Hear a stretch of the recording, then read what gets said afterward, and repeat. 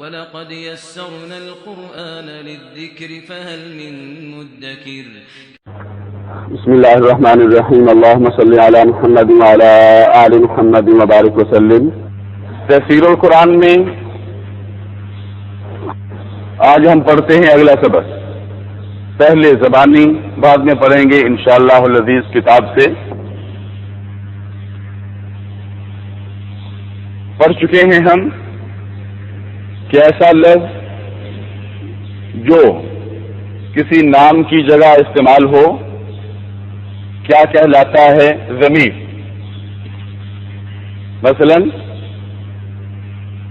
خالد ایک طالب علم ہے، وہ میرا بھائی ہے، اس جملے میں وہ کس کی جگہ پہ استعمال ہو رہا ہے؟ خالد کی جگہ پہ۔ اردو زبان میں وہ کا لفظ دو معنوں میں استعمال ہوتا ہے۔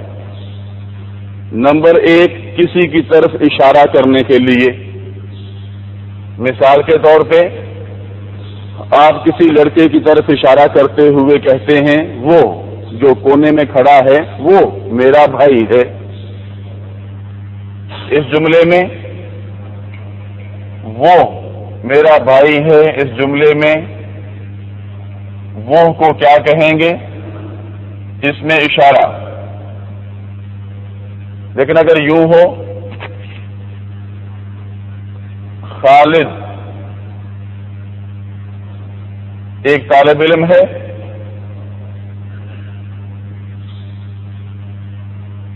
اور وہ میرا بھائی ہے، اس جملے میں وہ کو کیا کہیں گے؟ ضمیر۔ ضمیر کو ضمیر کیوں کہتے ہیں؟ کہ اس میں کسی نہ کسی کا ذکر پوشیدہ ہوتا ہے۔ خالد ایک طالب علم ہے اور وہ میرا بھائی ہے، اس جملے میں وہ کے اندر کس کا ذکر چھپا ہوا ہے؟ خالد کا۔ انگلش میں اس وہ کے لیے استعمال کریں گے دیٹ، اور اس وہ کے لیے استعمال کریں گے ہی۔ عربی زبان میں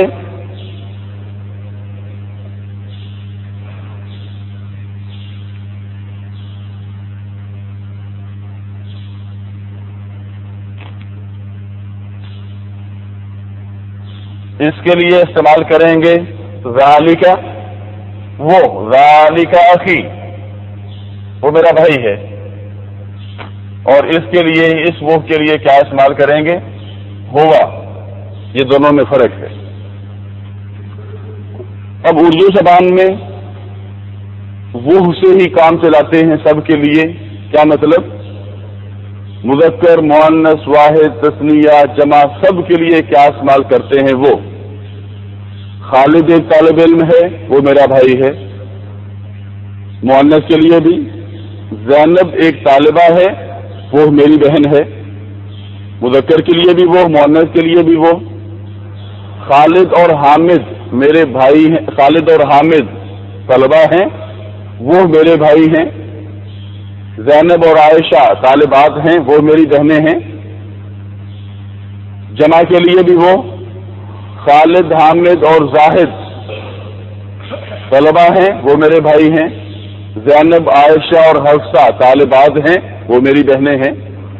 مذکر، مؤنث، واحد، جمع سب کے لیے کیا استعمال ہوا؟ وہ۔ لیکن عربی زبان میں عربی گرامر چونکہ نسبتاً وسیع ہے، عربی زبان میں وہ مذکر کے لیے جو لفظ استعمال ہوتا ہے وہ اور ہے، وہ مؤنث کے لیے جو لفظ استعمال ہوتا ہے وہ اور ہے، وہ تثنیہ کے لیے الگ، وہ جمع کے لیے الگ، الگ الگ الفاظ ہیں۔ مثال کے طور پہ کہنا ہو خالد ایک طالب علم ہے، وہ میرا بھائی ہے، یہاں استعمال کریں گے ہوا۔ اب ہوا ایک مذکر کے لیے استعمال ہوتا ہے، ایک لڑکے کے لیے، ایک مرد کے لیے کہہ لیجئے، اس لیے عربی گرامر کی اصطلاح میں ہوا کو کیا کہیں گے؟ واحد مذکر۔ ہوا کو کیا کہیں گے؟ واحد مذکر۔ کہ ہوا ایک کے لیے استعمال ہوتا ہے اور کس کے لیے؟ مذکر کے لیے، ایک مرد کے لیے۔ ہما کہنا ہو خالد اور حامد طلبہ ہیں، وہ دونوں میرے بھائی ہیں، تو یہاں وہ کے لیے کیا استعمال کریں گے؟ ہما۔ ہما فارسی میں تو کسی پرندے کو کہا جاتا ہے، دیکھتے ہیں ہما کا اقتدار ہما یا اقتدار کا ہما کس کے سر پہ بیٹھتا ہے؟ وہ کسی نے کہا تھا یہ پرندہ اڑاؤ، جس کے سر پہ بیٹھ جائے گا وہی بادشاہ ہوگا، اسی سے یہ اس طرح بن گئی اقتدار کا ہما۔ لیکن عربی زبان میں ہما کس کو کہتے ہیں؟ وہ دو کے معنی میں یہ استعمال ہوتا ہے، وہ دو کے لیے۔ اس کو عربی گرامر کی اصطلاح میں کیا کہیں گے؟ تثنیہ مذکر۔ ہم یہ جمع کے لیے، خالد حامد اور زاہد طلبہ ہیں، وہ میرے بھائی ہیں، یہاں کیا استعمال ہوگا؟ ہم۔ یہ الفاظ آگے چل کر ریپیٹ ہوتے رہیں گے، ذہن نشین ہو جائیں گے۔ سر درد ان کو صرف سمجھ لیجئے کہ ان کا استعمال کیا ہے اور ان کے لیے اصطلاحات جو استعمال ہوتی ہیں ان کا مطلب کیا ہے۔ ہم نے کہا اس کو کیا کہیں گے عربی گرامر کی اصطلاح میں؟ جمع مذکر، یعنی دو سے زیادہ مردوں کے لیے استعمال ہونے والی ضمیر، پروناؤن۔ ہیا زینب ایک طالبہ ہے، وہ میری بہن ہے، یہاں کیا استعمال کریں گے وہ کے لیے؟ ہیا اختی۔ ہیا کو کیا کہیں گے عربی گرامر کی اصطلاح میں؟ واحد مؤنث، ایک مؤنث کے لیے استعمال ہونے والی ضمیر، ایک لڑکی کے لیے، ایک عورت کے لیے۔ ہما تسنیہ مؤنث، ثابت ہوا کہ دو مرد ہوں یا دو عورتیں ہوں، دو مذکر ہوں یا دو مؤنث ہوں، دونوں کے لیے کیا استعمال ہوگا؟ ہما۔ کیوں؟ اصل میں تسنیہ کا استعمال دیگر زبانوں کی طرح، زینب ایک طالبہ ہے، وہ میری بہن ہے، یہاں کیا استعمال کریں گے وہ کے لیے؟ ہیا اختی۔ ہیا کو کیا کہیں گے عربی گرامر کی اصطلاح میں؟ واحد مؤنث، ایک مؤنث کے لیے استعمال ہونے والی ضمیر، ایک لڑکی کے لیے، ایک عورت کے لیے۔ ہما تسنیہ مؤنث، ثابت ہوا کہ دو مرد ہوں یا دو عورتیں ہوں، دو مذکر ہوں یا دو مؤنث ہوں، دونوں کے لیے کیا استعمال ہوگا؟ ہما۔ کیوں؟ اصل میں تسنیہ کا استعمال دیگر زبانوں کی طرح عربی زبان میں بھی بہت کم ہوتا ہے۔ قرآن مجید کو دیکھ لیجئے، قرآن مجید میں زیادہ تر یا تو الفاظ استعمال ہوئے ہیں واحد کے یا استعمال ہوئے ہیں جمع کے۔ تسنیہ کا استعمال خال ہے، تسنیہ کا استعمال ہم نے کہا ہر زبان میں بہت کم ہوتا ہے، اس لیے تسنیہ کے لیے دو الگ الگ الفاظ بنانے کی بجائے ایک ہی لفظ استعمال کیا گیا، ایک ہی ضمیر وضع کی گئی دونوں کے لیے ہما، تسنیہ مذکر کے لیے بھی تسنیہ مؤنث کے لیے بھی، اس لیے کہ ہم نے کہا کہ تسنیہ کا استعمال بہت کم ہوتا ہے، دو سے زیادہ عورتیں ہوں، زینب، خالدہ، عائشہ، حفصہ طالبات ہیں، وہ میری بہنیں ہیں۔ اب یہاں وہ کے لیے کیا استعمال ہوگا؟ ہننا۔ تو ہننا کو کیا کہیں گے عربی گرامر کی اصطلاح میں؟ جمع مؤنث۔ کیا مطلب جمع مؤنث؟ دو سے زیادہ عورتوں کے لیے استعمال ہونے والی ضمیر۔ انگلش میں فرسٹ پرسن کہتے ہیں اپنے آپ کو، سیکنڈ پرسن کہتے ہیں جس سے گفتگو ہو رہی ہو اس کو، اور تھرڈ پرسن کہا جاتا ہے جس کے متعلق گفتگو ہو رہی ہو اس کو۔ لیکن عربی زبان میں یا کہہ لیجیے عربی زبان کی گرامر میں ترجیح اپنے آپ کو نہیں دی جاتی، دوسروں کو دی جاتی ہے۔ خود کو کہیں گے تھرڈ پرسن، جس سے بات ہو رہی ہے اس کو سیکنڈ پرسن، اور جس کے متعلق ہو رہی ہے وہ ہوگا فرسٹ پرسن۔ کہا گیا اس کو ترجیح دو، تم بھی اپنا دفاع کر سکتے ہو، جس سے گفتگو ہو رہی ہے وہ بھی اپنا دفاع کر سکتا ہے، لیکن جس کے متعلق گفتگو ہو رہی ہے وہ اپنا دفاع نہیں کر سکتا، اس لیے تمہارے نزدیک قابل ترجیح وہ ہونا چاہیے، وہ ہے فرسٹ پرسن۔ چنانچہ عربی گرامر میں ضمیروں کا آغاز کہاں سے ہوتا ہے؟ غائب سے، ایبسنٹ سے، جو موجود نہیں ہوتا۔ युसिरून अला अनफुसिहिम वलौ काना बिहिम खसासा, कहा मेरे नबी के सहाबा की सिफत क्या है कि वो दूसरों को अपने ऊपर तरजीह देते हैं, अपने मफादात को दूसरों के मफादात के लिए कुर्बान कर देते हैं। इसी को क्या कहते हैं? ईसार। और इसी से लफ्ज़ बना युसिरून अला अनफुसिहिम वलौ काना बिहिम खसासा, तो दूसरों को तरजीह दी जाए, उनको फर्स्ट पर्सन समझा जाए, उनकी इज्जत व आबरू का ख्याल रखा जाए, उनके मुतल्लिक अपनी जबान से दिल आजारी वाला कोई कलमा अदा न किया जाए। तो बहरहाल अरबी जुबान की ग्रामर में फर्स्ट पर्सन किसको कहेंगे? गायब को, एब्सेंट को। और जो सामने मौजूद हो, प्रेजेंट हो, उसको क्या कहेंगे? हाजिर। सेकंड पर्सन अरबी ग्रामर के लिहाज से भी और इंग्लिश की ग्रामर के एतबार से भी। अब देखिए, हाजिर जो बंदा आपके सामने मौजूद है, अगर वो एक लड़का है, एक मर्द है, उसके लिए क्या इस्तेमाल करेंगे? अंत। वो दो हैं तो क्या कहेंगे? अंतुमा।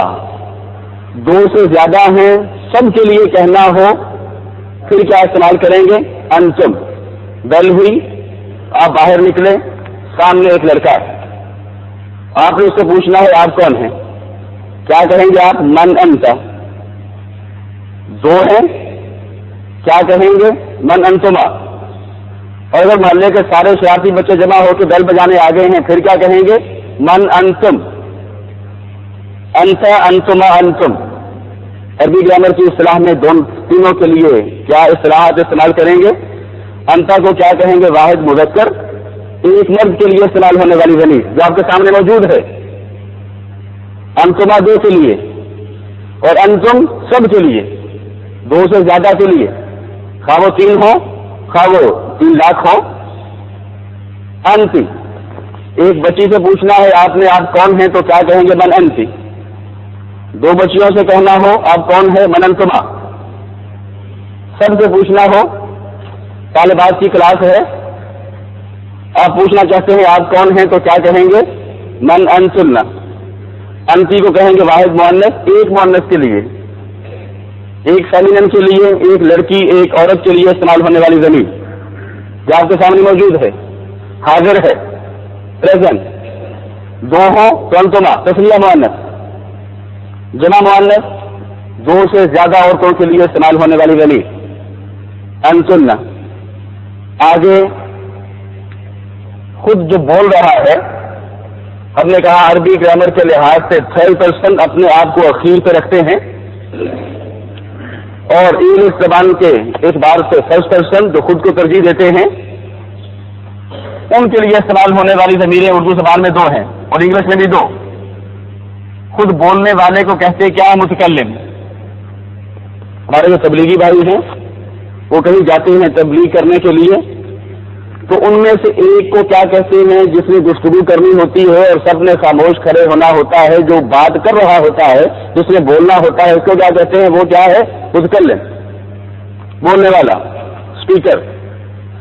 जो खुद बोल रहा हो वो अपने लिए ज़मीर इस्तेमाल करेगा मैं की, या दूसरों को भी जमा करना हो, दूसरों को भी साथ शामिल करना हो तो हम की, मैं और हम। अरबी ज़बान में मैं के लिए अना, और हम के लिए नहनु।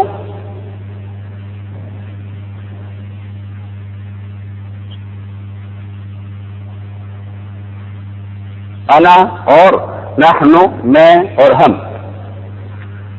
इनको क्या कहेंगे? इन दोनों ज़मीरों को मुतकल्लिम की ज़मीरें। क्या मतलब मुतकल्लिम की ज़मीरें? जो बंदा बात कर रहा हो वो अपने लिए वो या तू नहीं इस्तेमाल करता, मैं या हम इस्तेमाल करता है। इंग्लिश के एतबार से हमने कहा फर्स्ट पर्सन, और अरबी जुबान के एतबार से थर्ड पर्सन। अब 2 किस्म की ज़मीरें इस्तेमाल होती हैं दुनिया की तमाम जुबानों में, इंग्लिश में भी ही, शी, यू, आई, वी वगैरह, ऑब्जेक्टिव प्रोनाउंस, और उसका, उनका, तेरा, तुम्हारा, वैसे जिसे कहते हैं, उसका, उनका, तेरा, तुम्हारा, एक ये भी ज़मीरें इस्तेमाल होती हैं। 2 किस्म की ज़मीरें अरबी जुबान में भी 2 किस्म की ज़मीरें इस्तेमाल होती हैं। नंबर 1, مثال کے طور پہ ہوا، اور نمبر 2 ہوا، اور اس کے مقابلے میں ہے ہوا ہی کے معنی میں، اور ہی یہ ہم کل انشاءاللہ آپ کو دے دیں گے، یہ ساتھ اس کا انگلش میں ترجمہ بھی ہوگا، ایک صفحہ آپ کو دیں گے، کتاب میں وہ شامل نہیں کیا جا سکا، اس سے بات مزید واضح ہو جائے گی۔ ہوا یہ ضمیر تو استعمال ہوتی ہے ہمیشہ لفظ سے الگ، مثلا کہنا ہو کہ خالد میرا بھائی ہے، وہ طالب علم ہے، تو کہیں گے ہوا طالبن، ظاہر ہے اب ہوا سیپریٹ ہو کے استعمال ہو رہا ہے، لیکن یہ ضمیر استعمال ہوتی ہے اٹیچ ہو کے ساتھ مل کر، چنانچہ کتاب ہو کو یوں استعمال کریں گے، کتاب ہو۔ ہمارے ہاں الٹے پیش کا رواج ہے، جبکہ عربی ملکوں کے رسم و خط میں نہیں ہے، ہمارے ہاں کتاب ہو یوں لکھ سکتے ہیں، کتاب ہو الٹا پیش۔ بہرحال ہو جو ہے یہ ساتھ مل کر استعمال ہونے والی ضمیر ہے۔ یہاں سے 2 اصطلاحات بنی، جو ضمیریں علیحدہ ہو کے استعمال ہوتی ہیں لفظ سے فاصلے پر، ان کو کہتے ہیں منفصلہ، ضمائر منفصلہ، فاصلے پر استعمال ہونے والی ضمیریں، اور اس کے مقابلے میں دوسری ضمیریں ان کو کہیں گے متصلہ، جو ساتھ مل کر استعمال ہوتی ہیں۔ ہمارا گھر مسجد سے متصل ہے، یعنی مسجد سے ملا ہوا ہے، متصل ملا ہوا، ضمائر متصلہ، ضمیر کی جمع ضمائر پروناؤن، ہوا ہما ہم یہ منفصلہ، اور آگے اس کا ان کا تیرا میرا ہمارا اس معنی میں استعمال ہونے والی ضمیروں کو کیا کہیں گے؟ متصلہ۔ یہ سب باتیں کتاب میں موجود، نکالیے صفحہ نمبر 16، ضمائر پروناؤنس۔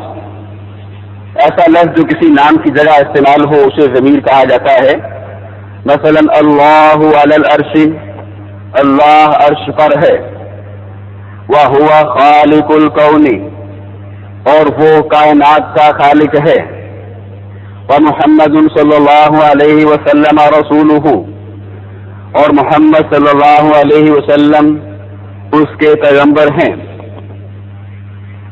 اب دیکھیے اس جملے میں، اس عبارت میں 2 ضمیریں استعمال ہوئی ہیں، نمبر 1 ہوا اور نمبر 2 ہو۔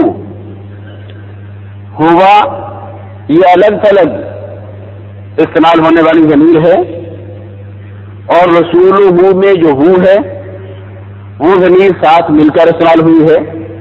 یہاں سے 2 ٹرمز، 2 اصطلاحات معرض وجود میں آئیں،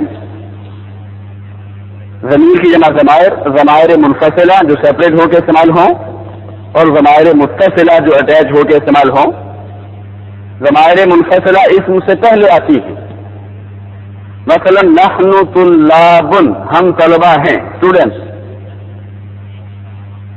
اور ضمائر متصلہ بعد میں، مثلا ھذا مدرسنا، یہاں نون الف زبر نا یہ ضمیر ہے جس کا معنی ہے ہمارا، اور کے معنی میں ھذا مدرسنا یہ ہمارے استاد ہیں۔ نحن ہم یہ ضمائر منفصلہ میں سے ہے، اور نا ہمارا یہ ضمائر متصلہ میں سے ہے۔ منفصلہ کا ترجمہ، جو دائیں جانب ہیں ضمیریں، نیچے 2 کالم بنے ہوئے ہیں، دائیں جانب پہلے کالم میں جو ضمیریں ہیں ان کو کیا کہتے ہیں؟ ضمائر منفصلہ۔ ان کا ترجمہ وہ تو، تم، میں، ہم سے کیا جاتا ہے، اور متصلہ جو بائیں طرف ہیں، جو بائیں جانب ہیں، اس کا ان کا تیرا میرا اور ہمارا وغیرہ سے کیا جاتا ہے۔ یا اگر چیز مؤنث ہو تو اس کی تیری میری وغیرہ۔ مثال کے طور پہ بیتو ہو کا ترجمہ کیا کریں گے؟ بیتو ہو اس کا گھر، اور کتابو ہو کا ترجمہ کیا کریں گے؟ اس کی کتاب۔ انا مسلم، میں مسلمان ہوں، اللہ ربی، اللہ میرا رب ہے. نیچے ضمیریں ہیں، ان کی ہم وضاحت کر چکے. ان ضمیروں کا استعمال بہت زیادہ ہوگا دروس اللغت العربیہ میں. یہ الفاظ خود بخود ہی انشاءاللہ العزیز آگے چل کر ذہن نشین ہوتے رہیں گے. پریشانی کی کوئی ضرورت نہیں ہے. آپ ان کو ایک دفعہ اپنی نظر سے گزار لیجئے. جو بات سمجھنے والی ہے وہ سمجھ لیجئے. ہم نے کہا یاد کرنے کی سرے دست ضرورت نہیں ہے. ریپیٹیشن الفاظ کو ذہن نشین کرنے کا بہترین ذریعہ ہوتا ہے، اور وہ اس کتاب میں موجود ہے. ہوا ہما، اور آگے ہے ہو ہما ہم، ہا ہما ہننا. ہو مذکر کے لیے، ہا مؤنث کے لیے. ہم استعمال کرتے ہیں حضرت ابو بکر صدیق رضی اللہ عنہ اور حضرت عائشہ صدیقہ رضی اللہ عنہا. ہو مذکر کے لیے، ہیز کے معنی میں، اور ہا مؤنث کے لیے ہر کے معنی میں. اسی طرح کا کما کم کی کما کننا، یا اور نون علیہ زبر نا، ان کا استعمال ہم نے کہا آگے چل کر ہوگا اس کتاب میں بھی اور دروس اللغت العربیہ میں بھی. صفحہ نمبر 17 نوٹ. جس لفظ کی طرف ضمیر لوٹ رہی ہو اسے ضمیر کا مرجع کہا جاتا ہے. ہوتا یہ ہے کہ عبارت میں جب ضمیر استعمال ہوتی ہے تو وہ ضمیر کسی کی طرف لوٹ رہی ہوتی ہے. مثلاً خالد نیک ہے، وہ مسجد میں ہے. اس جملے میں وہ کی ضمیر کس کی طرف لوٹ رہی ہے؟ خالد کی طرف. تو خالد کو کیا کہیں گے؟ ضمیر کا مرجع. مرجع رجوع سے، مرجع یعنی لوٹنے کی جگہ. تو ایسا اسم جس کی طرف ضمیر لوٹ رہی ہو اس ضمیر کا کیا کہلاتا ہے؟ مرجع. مثلا اللہ خالق الناس، اللہ لوگوں کا خالق ہے. وَهُوَ رَبُّهُمْ، اور وہ ان کا رب ہے.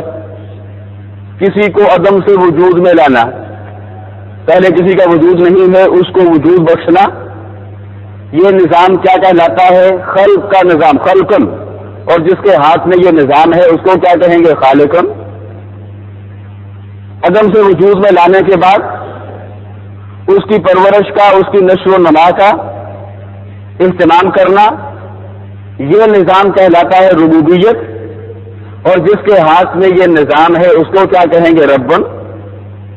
تو اللہ ہی عدم سے وجود میں لانے والا ہے اور وہی ان کی پرورش کا، ان کے زندہ رہنے اور ان کو پروان چڑھانے کا اہتمام کرنے والا ہے. یہ معنی ہے اللہ خالق الناس وهو ربهم کا. اس عبارت میں ہوا کی ضمیر کس کی طرف لوٹ رہی ہے؟ اللہ کی طرف. وهو ربهم، اور وہ ان کا رب ہے. کون؟ یعنی اللہ. ہوا کا مرجع اللہ ہے اور ربهم ان کا رب. ان کا یعنی کن کا؟ لوگوں کا. تو ہم کی ضمیر کس کی طرف لوٹ رہی ہے؟ الناسی کی طرف. اور الناسی کو کیا کہیں گے؟ اس ضمیر کا مرجع. اگلی بات بہت اہم ہے. جو کچھ ہم نے پڑھا اس کا کوئی بہت زیادہ سمجھنے سے تعلق نہیں تھا. ووکیبلری ہے، چند الفاظ ہیں ضمیر سے متعلقہ، ذہن نشین ہوتے رہیں گے. لیکن اب جو بات کرنے لگے ہیں وہ بہت اہم. اس کا عربی زبان کی گرامر سے بہت گہرا تعلق ہے. عربی زبان کا بہت اہم قاعدہ ہے. اس کو ذرا توجہ سے سمجھنے کی کوشش کیجیے. دیکھیے کچھ جملے ہوتے ہیں بالکل سمپل سادہ سے، لیکن کچھ جملوں میں بڑی شدت کا، زور کا، سٹریس کا معنی موجود ہوتا ہے. ان جملوں کو اسپیسیفائی کر دیا جاتا ہے. مثلا اللہ غفورن، سمپل سا سادہ سا جملہ ہے، اللہ بخشنے والا ہے. کسی سے گناہ سرزد ہو جاتا ہے، اللہ کی نافرمانی سرزد ہو جاتی ہے، تو اس نافرمانی کی سزا کو معاف کرنا یہ کس کا اختیار ہے؟ اللہ کا. اللہ غفور، اللہ بخشنے والا ہے، گناہوں کی سزاؤں کو معاف کرنے والا ہے. اور اگر اس کو اسپیسیفائی کرنا ہو، اس میں تخصیص کا معنی پتا کرنا ہو کہ اللہ ہی بخشنے والا ہے، یہ اختیار اللہ کے سوا کسی اور کے پاس ہے ہی نہیں ہے، اس انداز سے بڑے زوردار انداز میں اگر اس جملے کو ادا کرنا ہو پھر کیا کریں گے وہ تو ہم پڑھتے ہیں بعد میں، لیکن اس کو اس انداز سے ادا کرنا عربی گرامر کی اصطلاح میں کہلاتا ہے حصر۔ حصر یعنی کسی جملے میں ہی کا مفہوم پیدا کرنا، ہی کا مفہوم پیدا کرنا۔ اللہ غفور، اللہ بخشنے والا ہے، کہنا ہو اللہ ہی بخشنے والا ہے، ہی کا معنی پیدا کرنے کے لیے کیا کرتے ہیں؟ نمبر ایک، اب دیکھیے اللہ مبتدا ہے اور غفورن کل ہم پڑھ چکے تفصیل کے ساتھ، غفورن کو کیا کہیں گے؟ اللہ کی خبر۔ یہ جملہ ہے، ظاہر ہے کون سا جملہ اسمیہ، یہ پورا جملہ ہے، معرفہ بلفظ نکرہ، اللہ غفورن اللہ بخشنے والا ہے۔ اب ہی کا معنی پیدا کرنے کے لیے پہلا سٹیپ، پہلا مرحلہ کیا ہے کہ مبتدا اور خبر کے درمیان ایک ضمیر لائی جاتی ہے۔ اب اللہ کا لفظ واحد ہے اور کیا ہے؟ مذکر ہے۔ ہم کیا کہتے ہیں؟ اللہ فرماتا ہے، اس لفظ کو کیا استعمال کرتے ہیں؟ مذکر۔ اب ظاہر ہے مبتدا اور خبر کے درمیان، اللہ اور غفور کے درمیان جو ضمیر لے کر آئیں گے وہ کون سی ہوگی؟ واحد مذکر کی، جو ایک مذکر کے لیے استعمال ہوتی ہے۔ بتائیے وہ کون سی ضمیر ہے عربی زبان کی؟ ہوا۔ تو پہلا سٹیپ کیا ہے ہی کا معنی پیدا کرنے کے لیے کہ درمیان میں ضمیر لے کے آتے ہیں، تو کیا بن جائے گا؟ اللہ ہوا غفورن۔ دوسرا سٹیپ، دوسرا مرحلہ، خبر ویسے تو نکرہ ہوتی ہے، معرفہ پلس نکرہ، لیکن جب کسی جملے میں حصر کا معنی پیدا کرنا ہو یعنی ہی کا معنی پیدا کرنا ہو تو پھر خبر کو نکرہ کی بجائے کیا استعمال کرتے ہیں؟ معرفہ۔ چنانچہ اللہ غفورن سے کیا ہو جائے گا؟ اللہ هو الغفور۔ دونوں میں فرق کیا ہوگا؟ اللہ غفور اللہ بخشنے والا ہے، اور اللہ هو الغفور اللہ ہی بخشنے والا ہے، یہ اختیار کسی اور کے پاس نہیں۔ یہ عیسائیوں کے یہودیوں کے علماء پروانہ مغفرت جاری کیا کرتے تھے، اتنے پیسے دے دو پروانہ مغفرت لے لو۔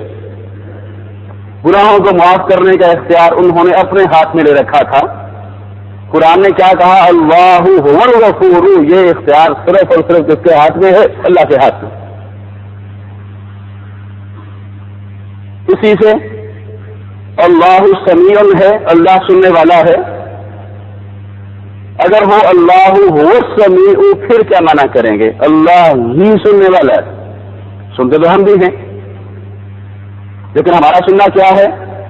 بیک وقت 10 آدمی بات کر رہے ہوں، ہم بیک وقت 10 آدمیوں کی بات نہیں سن سکتے۔ کوئی بندہ اپنی زبان میں کوئی بات کر رہا ہو، ہم اس کی بات نہیں سن سکتے۔ بہت دور کھڑا بات کر رہا ہے، ہم اس کی بات نہیں سن سکتے۔ وہ اپنی زبان میں بات کر رہا ہے، ہمارا نہ سننا برابر ہوتا ہے، گویا کہ ہم بھی تب بھی اس کی بات نہیں سن سکتے۔ اس طرح کا سننا اختیار ہے صرف اور صرف کس کا؟ اللہ کا۔ قرآن نے کیا کہا؟ اللہ هو السمیع، اللہ ہی سننے والا ہے۔ جو سمندر کی گہرائیوں میں، راز کی تاریکیوں میں اور مچھلی کے پیٹ میں سے آنے والی آواز کو بھی سن لیتا ہے، اس طرح کا سننا ہم نے کہا اختیار ہے صرف اور صرف اللہ ہی کا۔ اس وقت 10 آدمی بات کر رہے ہوں، ہم ان کی بات تو نہیں سن سکتے سب کی۔ اگر ہم نے یہ اختیار کسی اور ہستی میں مان لیا کہ فلاں ہستی بھی یہ اختیار رکھتی ہے کہ 10 آدمی آ کے اسے پکار رہے ہوں، وہ 10 کی بات سن سکتی ہے، وہ اپنے جی میں پکار رہا ہے، وہ ہستی اس کی بات بھی سن سکتی ہے، بہت دور سے پکار رہا ہے، وہ ہستی اس کی بات بھی سن سکتی ہے۔ اگر ہم نے اس صفت میں کسی اور ہستی کو شریک کر لیا، اس کو کیا کہتے ہیں؟ شراکت، اور اللہ کو اس طرح کی شراکت، اس طرح کی پارٹنرشپ برداشت نہیں ہے۔ اس کو کیا کہا گیا؟ ان الشرک لظلم عظیم، اس طرح کی شراکت ہی اللہ کے حقوق کے ساتھ سب سے بڑی ناانصافی۔ بہرحال اللہ هو السمیع کا معنی کیا کریں گے؟ اللہ ہی سننے والا ہے، اس طرح کے سننے کا اختیار اللہ کے سوا کسی اور ہستی کو حاصل نہیں ہے۔ نکالیے صفحہ نمبر 17، ہاں جو ہم پڑھ رہے ہیں، ضمائر ان ضمیروں کے ساتھ تخصیص یا کہہ لیجیے حصر یعنی ہی کا مفہوم پیدا کرنا۔ ابھی ہم پڑھ چکے جملہ اسمیہ میں مبتدا اور خبر کے درمیان ضمیر لانے۔ دیکھیے جملہ اسمیہ ہے، یہ جملہ اسمیہ کے درمیان، جملہ اسمیہ میں مبتدا اور خبر کے درمیان ضمیر لانے، ہم نے کہا پہلا سٹیپ، اور خبر کو معرفہ بنانے یہ دوسرا سٹیپ۔ خبر کو معرفہ بنا دیا گیا، اور خبر کو معرفہ بنانے سے اس جملے میں کیا معنی پیدا ہو جاتا ہے؟ حصر کا، تخصیص کا، یا کہہ لیجیے ہی کا۔ اب دیکھیے اللہ غفور سے اللہ هو الغفور، الکافرون ظالمون، کافر ظالم ہیں، کہنا ہو کافر ہی ظالم ہیں تو کیا کہیں گے؟ الکافرون هم الظالمون، یہاں جمع کے ساتھ جمع کی ضمیر لائی گئی۔ اللہ رب العزت جب ان کے لیے جہنم کی آگ کا فیصلہ کرے گا تو اللہ کی طرف سے اس میں کوئی ظلم یا ناانصافی شامل نہیں ہوگی، خود کافر ہی قصوروار ہوں گے کہ انہوں نے راستہ ہی وہ اختیار کیا تھا کہ جہنم کی آگ کی طرف جاتا تھا۔ اس لیے کیا کہا گیا؟ الکافرون هم الظالمون، سارا قصور ان کا اپنا ہے۔ اولئک مفلحون، وہ کامیاب ہیں۔ اولئک هم المفلحون کا معنی کیا کریں گے؟ وہ ہی کامیاب ہیں۔ اللہ رب العزت نے کچھ لوگوں کا ذکر کیا کہ جن کی یہ صفات ہوں گی وہ ہی کامیاب ہیں۔ اولئک هم المفلحون شروع میں ہی کہہ دیا گیا، باقی کوئی شخص اپنے آپ کو کامیاب تو خبر نہ کرے، یہ صفات اپنے اندر پیدا کرو پھر سمجھو ہم کامیاب ہیں۔ اصحاب الجنت فائزون، جنت والے کامیاب ہیں۔ کہنا ہو جنت والے ہی کامیاب ہیں تو کیا کہیں گے؟ اصحاب الجنت هم الفائزون۔ اگر کہنا ہو جہنم کی آگ والے ہی ناکام ہیں تو قرآن نے کہا اصحاب النار هم الخاسرون، دنیا میں خواہ انہوں نے کامیابی و کامرانی کے جتنے مرضی زینے طے کیے ہوں، کامیابی کے جتنے پرچم چاہے گاڑے ہوں، اگر ان کے حق میں جہنم کی آگ کا فیصلہ ہو گیا تو فرمایا وہ ہی ناکام و نامراد ہیں، اصحاب النار هم الخاسرون۔ اور جنت کے بارے میں کیا کہا؟ جنت والوں کے بارے میں اصحاب الجنت هم الفائزون۔ ھذا حق، یہ حق ہے، ھذا هو الحق، یہ ہی حق ہے۔ باقی سب کتابیں اللہ کی طرف سے نازل کردہ تبدیل ہو چکی، اب حق کا معیار اور کسوٹی صرف اور صرف کیا ہے؟ قرآن مجید کیا کہا گیا؟ قرآن پاک کو ہاتھ میں پکڑ کے کیا کہا جائے گا؟ ھذا هو الحق، ذالک ضلال، وہ گمراہی ہے۔ قرآن میں ایک جگہ ہے ذالک هو الضلال، وہ ہی گمراہی ہے، جس کا ذکر پیچھے گزر چکا ہے، وہ ہی تو گمراہی ہے۔ اور گمراہی کس کو کہتے ہیں؟ ذالک هو الضلال۔ ان سب جملوں میں کون سا معنی پیدا ہو رہا ہے؟ حصر کا۔ آگے جو مشقیں آ رہی ہیں ان سے بات مزید واضح ہو جائے گی انشاءاللہ العزیز۔ ہوتا یہ ہے کہ جیسے جیسے ہم اگلا سبق پڑھتے چلے جاتے ہیں پچھلا سبق آسان ہوتا چلا جاتا ہے، جو نیا سبق ہے وہ بظاہر مشکل دکھائی دیتا ہے، لیکن جب ہم آگے چلے جائیں گے تو وہ سبق آسان نظر آئے گا۔ اسی طرح سے اس کتاب کے ساتھ ہمارا واسطہ رہے گا، جو سبق پڑھیں گے وہ نسبتاً مشکل لگے گا، آگے چلے جائیں گے وہی آسان ہو جائے گا۔ وآخر دعوانا